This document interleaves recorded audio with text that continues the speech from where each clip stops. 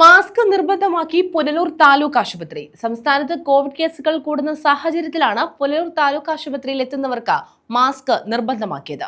ആശുപത്രി ജീവനക്കാർ, രോഗികൾ, കൂട്ടിരിപ്പുകാർ തുടങ്ങി ആശുപത്രിയിൽ എത്തുന്ന രോഗികൾ ഉൾപ്പെടെ എല്ലാവർക്കും ആരോഗ്യവകുപ്പിന്റെ നിർദ്ദേശപ്രകാരം മാസ്ക് നിർബന്ധമാക്കിയിട്ടുണ്ട്.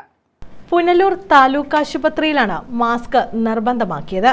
സംസ്ഥാനത്ത് കോവിഡ് കേസുകൾ കൂടുന്ന സാഹചര്യത്തിലാണ് താലൂക്ക് ആശുപത്രിയിൽ എത്തുന്നവർക്ക് മാസ്ക് നിർബന്ധമാക്കിയത്. ആശുപത്രി ജീവനക്കാർ, രോഗികൾ, കൂട്ടിരിപ്പുകാർ തുടങ്ങി ആശുപത്രിയിലെത്തുന്ന രോഗികൾ ഉൾപ്പെടെ എല്ലാവർക്കും ആരോഗ്യവകുപ്പിന്റെ നിർദ്ദേശപ്രകാരമാണ് മാസ്ക് നിർബന്ധിതമാക്കിയത്. പുനലൂർ താലൂക്ക് ആശുപത്രിയിൽ ഇതുവരെയും കോവിഡ് കേസുകൾ റിപ്പോർട്ട് ചെയ്തിട്ടില്ല. കോവിഡ് കേസുകൾ കൂടുന്ന സാഹചര്യത്തിൽ സംസ്ഥാനത്ത് സൂക്ഷ്മ നിരീക്ഷണവും ആരോഗ്യവകുപ്പ് ശക്തമാക്കിയിട്ടുണ്ട്.